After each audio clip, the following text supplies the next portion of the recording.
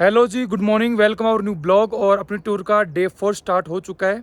और अभी हम रात को रुके थे जिप्सा के अंदर, जहाँ पे हमने आपको पहले दिखाया था कि टेंट वगैरह हमने लिया था, यहाँ पर हमने स्टे करा था और बहुत प्यारी लोकेशन थी ये भी। अब आज यहाँ से हम निकलेंगे मनाली की तरफ। तो मनाली की तरफ जब अपन चलेंगे तो बीच में बहुत सारी लोकेशन ऐसी है, यहाँ के जो विलेज है और बहुत सारे नेचुरल प्लेसेस है जो बहुत गजब की है। और आपने नाम भी सुना होगा, सिसु का, सोलांग वैली, किलोंग, ये बहुत सारी अमेजिंग लोकेशंस है। तो आज उनको कवर करने वाले हैं और उसके बाद मनाली, और फिर मनाली से निकलेंगे चंडीगढ़ और फिर एक ब्लॉग आपका चंडीगढ़ का आएगा। बाकी जो आज की लोकल जो साइट सीन है वो कवर करवाऊंगा। ये मनाली से पहले के सारे, बाद की नहीं, पहले के पूरे सीन है, तो वो आज अपन कवर करने वाले हैं। तो बने रहिए पूरे ब्लॉग में और ब्लॉग को एंड तक देखना है। लाइक शेयर सब्सक्राइब जरूर कर देना।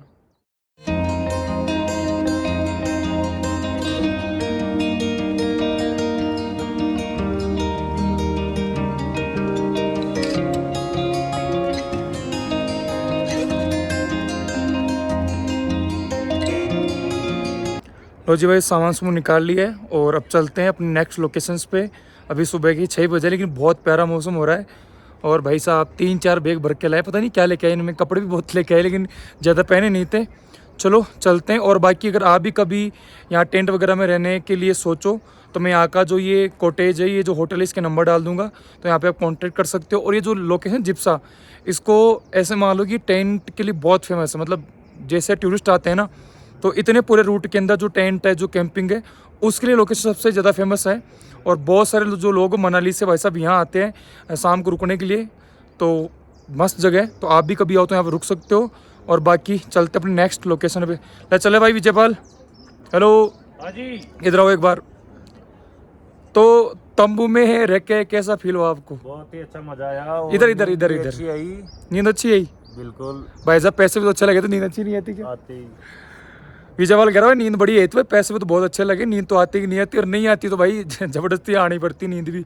चलो चलते हैं, मिलते नहीं भाई। अभी तो आगे ब्लॉग पूरा कहाँ एंड हो गया हाँ तो मिलते हैं आगे। भाई, इसने तो चालू होने से पहले बंद कर दिया कि मिलते हैं बाद में। चलो ओके भाई। ड्राइवर अंकल हमारा वो कर रहे हैं, इंतजार कर रहे हैं। एक चीज़ तो पैकेज लेने के बाद वीआईपी फील आती है, पूरी गाड़ी आ रही है, ड्राइवर आ रहा है, लेने जा रहा है तुम्हें, मस्त एकदम है ना भाई। जहाँ हम रुके थे टेंट में, ये वही वाली लोकेशन है, इसका नाम है कर्मा कॉटेज, जो जिस्पा के अंदर है। तो आप कभी यहाँ पर आओ तो रुक सकते हो। इसके मैं नंबर और एड्रेस और मेंशन कर दूंगा। बहुत प्यारी लोकेशन है कर्मा कॉटेज जिप्सा, मस्त व्यू आता भाई यहाँ से बाहर का, एक नंबर। हाँ जी, क्या हालचाल? नदी देखोगे? चलो आपको दिखाते चंद्रा रिवर, बहुत मस्त व्यू है। मतलब हम 12 लाचा से वापस मनाली की तरफ जा रहे हैं, उसी रूट पे बहुत प्यारा सा एक व्यू था। और मैं सोचा भाई गर्मियाँ खूब पड़ रही है, नो तपा चल रहा है, तो आपको थोड़ा पानी वानी दिखाते ताकि थोड़ी देख के ठंड हो जाए। सही कि नहीं विजयपाल भाई? सही है नहीं है? आपके चल रहे नो तपा भाई, हम तो बढ़िया मस्त घूम रहे। देखो यहाँ पीछे का व्यू देखो, सुकून भाई। इस बार का ट्रिप है ना, सच में मज़ा आ गया। मतलब ऐसे इतने सारे व्यू पॉइंट है। चलो दिखा देता हूँ नदी, कोई ना, पैसा तो लग रहा है तुम्हारे। देखोगे भाई नदी? दिखा दूँ इनको? दिखा दो। चलो दिखा देता हूँ।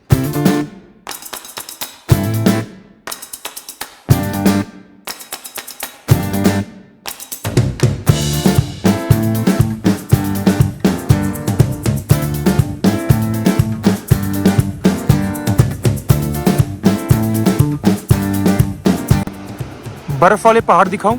चलो देखो, वो रहा भाई, वो देखो ऊपर ही ऊपर, ये बर्फ वाले पहाड़ और आगे हरे भरे पर्वतीय क्षेत्र और उनसे बहती है नदी।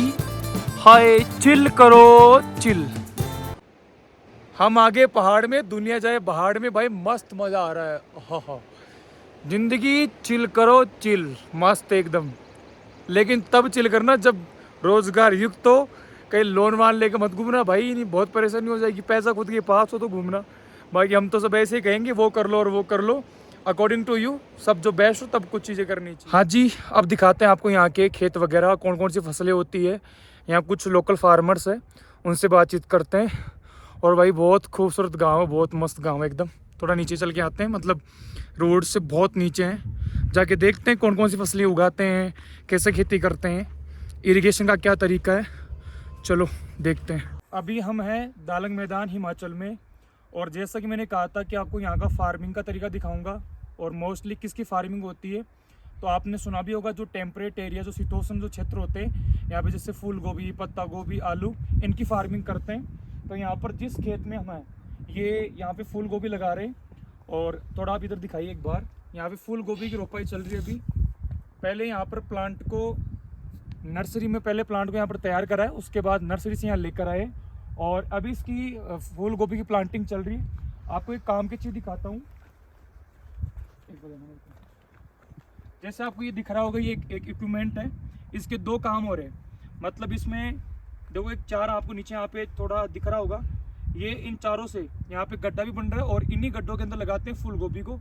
दूसरी बात, गड्ढा का तो गड्ढा बन रहा है और ये बराबर लाइनों में लगता है। मतलब जो R/P आपने सुनी होगी, मतलब लाइन से लाइन की दूरी, प्लांट से प्लांट की दूरी, वो बराबर डिस्टेंस यहाँ पर कवर होती है।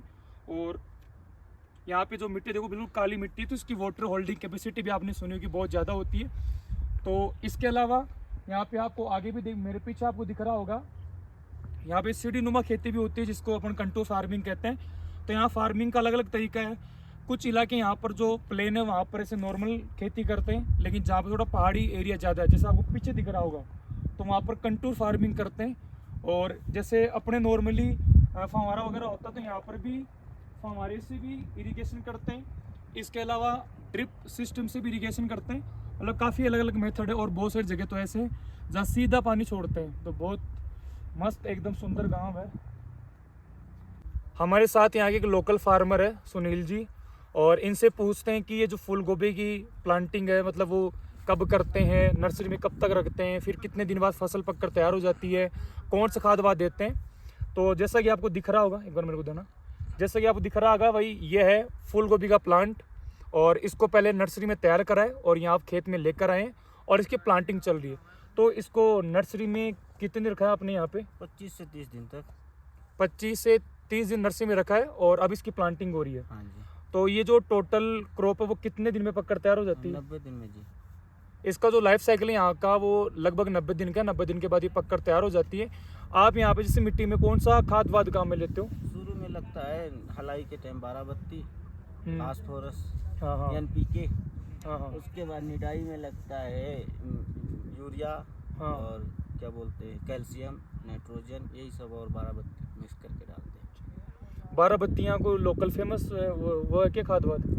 ना जी, ये चलता है लोकल फेमस है। अच्छा। तो सब जगह चलता है ना। यहाँ एक ब्रांड फेमस है 12 बत्ती के नाम से। मतलब वही है जैसे अपने गांव में देखा होगा आपने, यूरिया, फॉस्फोरस, सल्फर सुना होगा, वही यहाँ पे न्यूट्रिएंट्स काम में लेते हैं। और मतलब ये जो मिट्टी है, मतलब ये मिट्टी जैसे मान लो आप इसमें वो करते हो, सिंचाई करते हो, कितनी बार करते हो इस मिट्टी के ऊपर? ये सिंचाई के हिसाब से होता है, जैसे मांग रहा है पानी उस हिसाब से। फिर भी नॉर्मली 5-6 दिन एक फसल में पूरा हाँ, पूरा करीब 10-12 बार करना पड़ता है। मतलब यहाँ पे जो फूल गोभी की खेती हो रही है इसमें लगभग 10 से 12 बार इरिगेशन करते हैं पूरे लाइफ साइकिल के अंदर। और ठीक ठाक यहाँ पे मतलब सोइल है, ठीक ठाक है, मतलब यहाँ पे ज़्यादा वाटर रिक्वायरमेंट भी नहीं है, क्योंकि पहाड़ी एरिया तो यहाँ पे पानी भी खूब ज़्यादा है वैसे, तो उस हिसाब से यहाँ पे बहुत बढ़िया फार्मिंग होती है। हाँ जी, हम आ चुके हैं हिमाचल के बहुत ही फेमस विलेज सिसु विलेज में। और ये विलेज यहाँ के व्यू और ये जो वाटरफॉल है इसके लिए बहुत फेमस है। ये दिख रहा होगा आपको, इसको बोलते हैं सिसु वाटरफॉल। और पीछे बर्फीले पहाड़ों का व्यू, और यहाँ पर बहुत सारी एडवेंचर चीज़ें होती है, जैसे जिप लाइन हो गई, बाइक राइडिंग हो गई, इसके लिए फेमस है। थोड़ा ये मतलब पहाड़ियों के बीच में बसा हुआ गाँव है, तो यहाँ से नज़ारे बहुत खूबसूरत आते हैं। अब आपको भी दिखाता हूँ मैं खूबसूरत विलेज सिसु विलेज।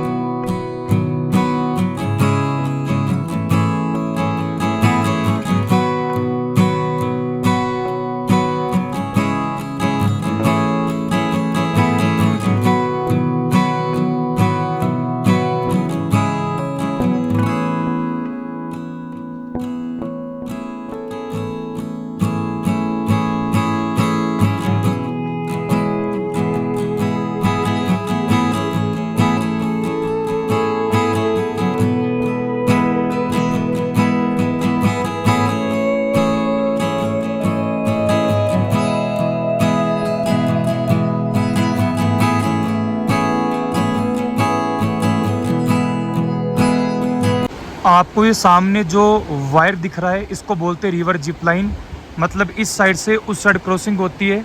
और ये भी बहुत प्यारा रिवर एडवेंचर है। जब आप सिसु में आओगे तो यहाँ पर जो पार्किंग एरिया है उसके जस्ट पीछे यहाँ पर ये रिवर है और इस पर बहुत सारी रिवर जिप लाइन है, तो ये भी आप यहाँ पर इंजॉय कर सकते हो।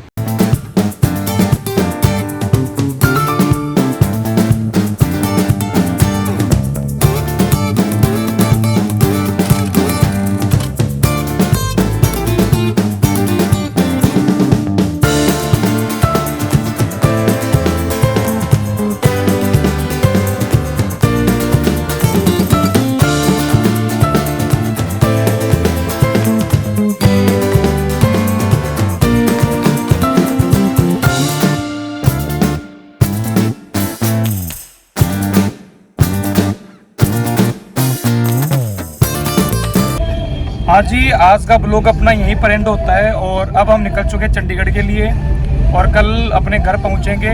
तो ट्रिप बहुत ही बढ़िया रही। एक ब्लॉग अभी और आएगा, उसको भी देखना है। तो टोटल अपने इस ट्रिप के 5 ब्लॉग हो चुके हैं और आई थिंक इस बार आपको जो सीन है वो सारे बहुत बढ़िया लगे होंगे।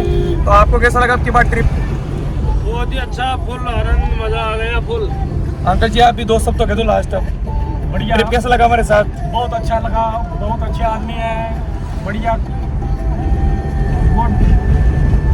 तो ट्रिप बहुत बढ़िया रहा और एक ब्लॉग अभी और आएगा और आज के ब्लॉग को करते हैं यहीं पर एंड। राम राम सा, ओके, टाटा, बाय बाय।